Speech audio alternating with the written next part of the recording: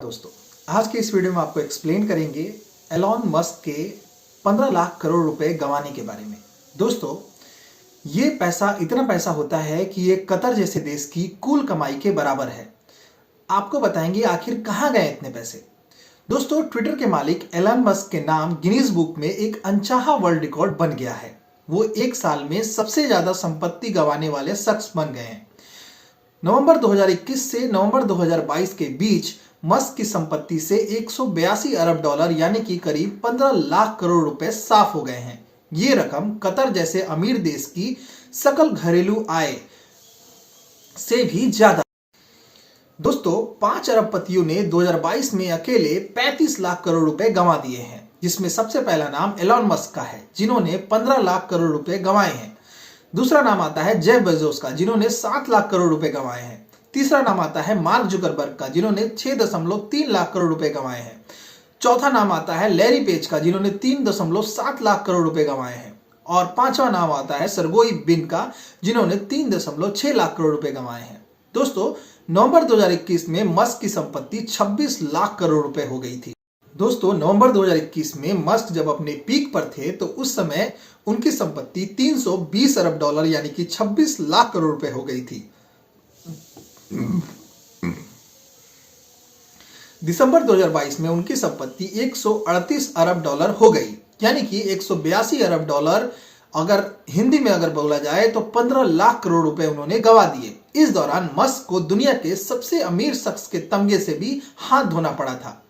दोस्तों, luxury brand LVMH के chairman और CEO बर्नार्ड अर्नोल्ट अब मस्क को पछाड़ के दुनिया के सबसे अमीर शख्स बन गए हैं।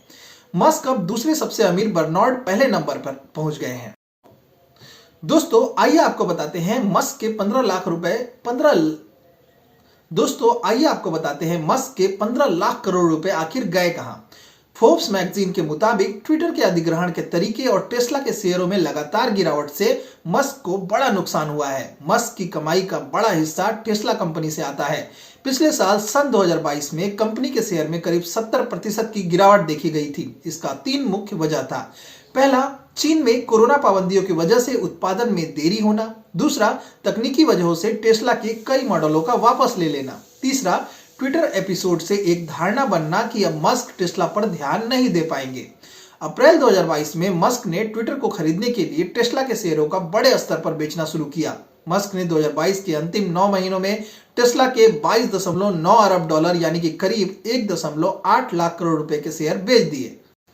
दोस्तों, मस्क ने 9 महीनों में टेस्ला के 1.8 लाख करोड़ रुपए के शेयर बेचे हैं।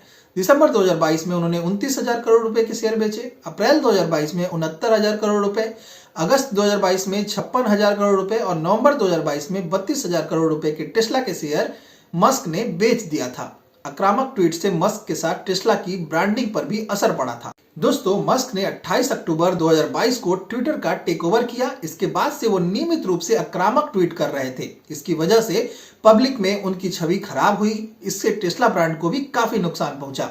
मॉर्निंग कंसल्ट के एक सर्वे ने अक्टूबर और नवंबर 2022 के बीच अमेरिका में डेमोक्रेट्स के बीच टेस्ला ब्रांड की लोकप्रियता में 20% तक की कमी आई थी। यानी कि ऐसे लोग टेस्ला की कार को नहीं खरीदना चाहते थे, जो कि इन आक्रामक ट्वीट से अपना कोई वास्ता नहीं रखते थे। ट्विटर के मालिक बनने से टेस्ला को लेकर निवेशकों में एक चिंता उठी थी। टेस्ला के कई निवेशक भी कंपनी के लिए मस्क के कमिटमेंट को लेकर चिंतित थे, क्योंकि उनका मानना था कि ट्विटर के टेकओवर से उनका ध्यान अब टेस्ला कंपनी से हट जाएगा। टेस्ला तीसरा सबसे बड़ा शेयर होल्डर लियो कोगवान ने 14 दिसंबर 2022 में ट्वीट किया था, जिसमें कि मस्क ने टेस्ला को छोड़ दिया है और अब टेस्ला के पास कोई CEO नहीं। दोस्तों, चीन में टेस्ला के उत्पादन में देरी होना भी एक बहुत बड़ा कारण है। मस्क के अलावा टेस्ला चीन में कोरोना की पाबंदियों के चलते उत्पादन में कमी की समस्या से भी जूझ रहा था। सप्लाई चेन में बाधा के चलते टेस्ला को चीन के इलेक्ट्रिक व्हीकल कंपनियों से कड़ा मुकाबला करना पड़ रहा है। टेस्ला के शेयर की कीमत में गिरावट की एक और वजह कई मॉडलों की लॉन्चिंग में देरी होना भी है। टेस्ला के पिकअप यानी कि साइबर ट्रक के उत्पादन में भी देरी हो रही है। साइबर ट्रक का डिजाइन को पहली बार साल 2019 में पेश किया गया था। उस वक्त कंपनी ने 2021 में इसका उत्पादन शुरू कर देने की उम्मीद बताई थी। हालांकि ये अभी तक शुरू नहीं हो पाया है। दिसंबर 2022 में मस्क ने एक ईमेल में टेस्ला कर्मियों को बताया था कि लॉन्ग टर्म में कंपनी धरती की मोस्ट वैल्यूएबल यानी कि मूल्यवान कंपनी बन जाएगी। राइटर्स के मुताबिक उन्होंने एक ईमेल में लिखा था कि शेयर बाजार की क्रेजीनेस से परेशान नहीं होना चाहिए। जैसा कि हम लगातार अच्छा प्रदर्शन कर रहे हैं, बाजार हमें जरूर रिकॉग्नाइज करेगा। देखा जाए तो ये सही भी है। 700 अरब डॉलर गंवाने के बाद भी टेस्ला दुनिया की सबसे मूल्यवान कंपनी अभी भी बनी हुई।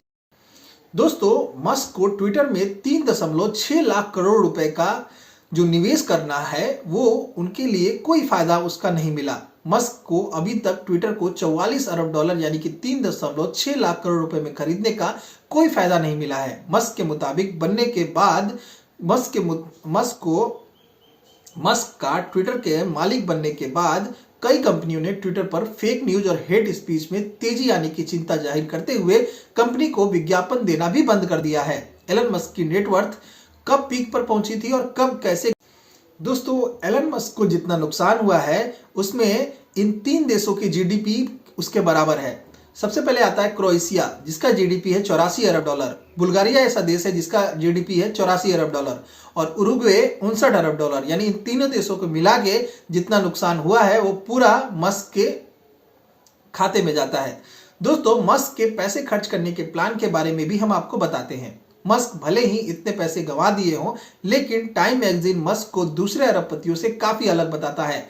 टाइम मैगजीन के मुताबिक मस्क चतुराई और सुरक्षित निवेश के बजाय जोखिम भरे निवेश करते हैं। इसका फायदा भी उन्हें मिलता रहा है। इन जोखिम भरे निवेश ने ही उन्हें दुनिया का सबसे अमीर शख्स बनाया। इसी वजह से वह सन 2021 में टाइम के पर्सन ऑफ द ईयर बन गए थे। मस्क की टेस्ला और स्पेस एक्स अपने सेक्टर की टॉप कंपनियां हैं। इलेक्ट्रिक कार के मामले में टेस्ला आज विशालकाय कंपनी है।